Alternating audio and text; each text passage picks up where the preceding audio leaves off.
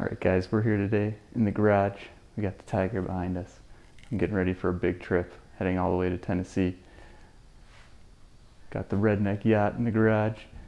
We'll do another video, maybe a separate channel series on that one. But what I wanted to show you guys today was my setup for maintenance on the chain and how I take that with me on the road when I travel. Alright, so what I got here is my basic chain brush. I've already soaked it in soapy water. I do not use chain wax or any other products. I actually went through tons and tons of messy, sticky products that stuck to things that weren't the chain. Made a huge mess. And I finally settled on using 50 weight gear oil. I happen to have V-twin engine oil, which is also 50 weight. So I've been using that till that one's gone. And then I'll actually buy standard gear oil. But basically I've put it in this pizza sauce squeezy. It's probably a holdover from the Ducati. The Italians want me putting pizza sauce on my bike. I think I saw that in the Ducati manual. So this has got a nice little drip. That'll be actually maybe a bit too much. I might cover it with tape when we go to drop it on there. But the Tiger just goes up on the center stand. And I just set this on the ground by the chain here. And I'll pull it back down real quick, just to show you how easy this is. Right, so normally you'd have your bike like this. You just step on the stand and pull up on the back. It slides right underneath. I take my chain cleaner.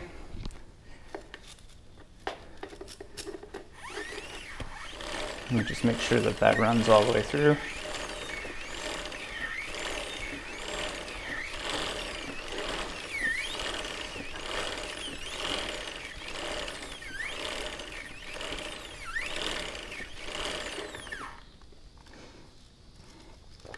What I'll do is flip it around to the outside.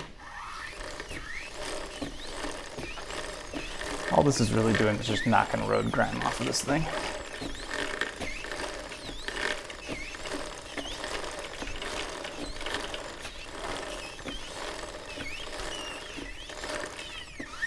You should do this every 500 miles that you ride. It's actually been way more than that for me because I've been commuting on it and just not thinking about it. I think I've filled up the gas tank at least 2 or 3 times without doing it. So it's not like the chain's gonna break and fall off. It's to keep it from rusting, partially, but mostly to lubricate these O-rings here. Just put it over the hole like that. And I'm just gonna poke with my knife. A little like duck bill. And what I actually usually do is I use a water bottle, like with one of those cheap plastic caps on the top, and I fill it about halfway up with oil, and then I just cut like an X in the top of the water bottle. And then typically I can find like another top to a water bottle that I'm drinking sometime during the day. Just replace the cap when I want to keep the oil in there without it spilling. This actually has a top though, so this should be okay. So actually whenever I get set up like this where it just drips slow, I just set it back here. Let it drip as I roll.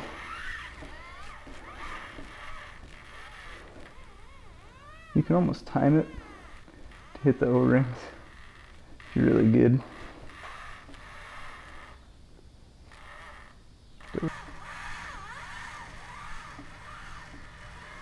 There we go. Now we're all the way around. All right. So yeah, there's a couple drips on the floor, but it wasn't too terrible. I think I might look for a different topper. My other trick actually of poking the water bottle seems to work a lot better.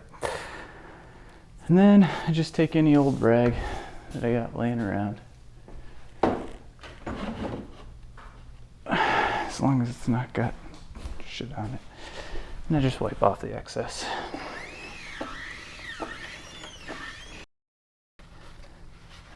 But this stuff sticks on there, stays on the chain, and I don't have to worry about that wax stuff. You know, if you spray it errantly, you get it stuck in your rims and all kinds of junk. I never liked this stuff very much at all. Gear oil, you can always wipe it off. It doesn't hurt anything, whether it's polymer or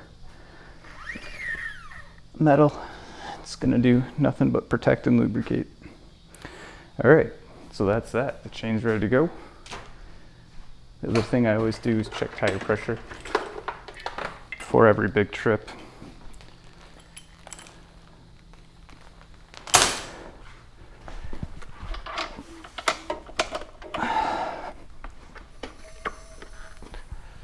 Yep. All right. Other side.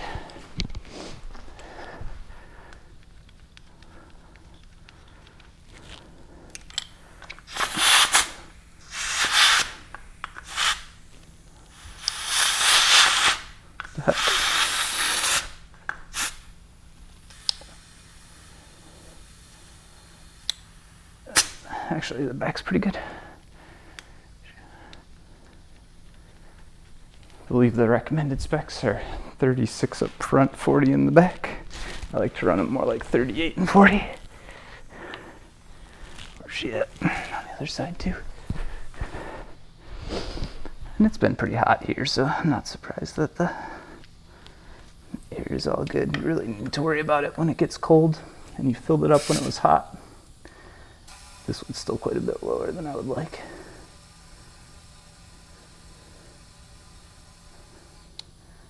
Perfect.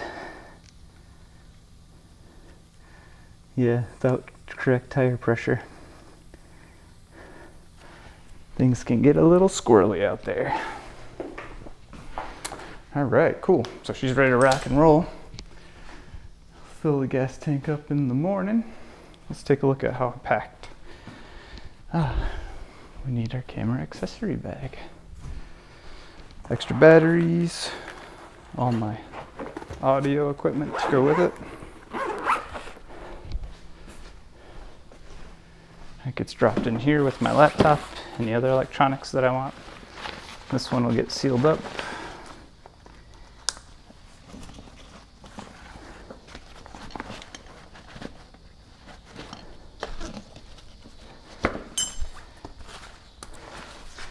On this side, I'll have my shoes for when I actually get somewhere and don't want to be in motorcycle boots. This is a packing cube, compression style. I actually have 5 shirts, a pair of pants, a pair of shorts, and I think a pair of shorts, a pair of like gym shorts to wear at night in there. This is underwear and socks for 5 days. That's how tightly you can pack. And then I always take these for wiping the visor, cleaning stuff off when you get there. And these fit in here like super nice because this one's down here. You can put a shoe like that. That fits where the other one has extra space. And then this one can just rock on top. Tuck them down. Basically all my clothes for an entire week of travel. I'll do laundry, don't get into tear into me too much. In one bag. Accessories, other stuff I want, I'll put in the other bag. There's still a lot of room actually. I don't have to worry about a tent or anything. This time I'm not camping, I'm moteling it, staying with my grandparents. So that's that, ready to rock. Next time I see you guys, I'll be cruising through the Ozarks.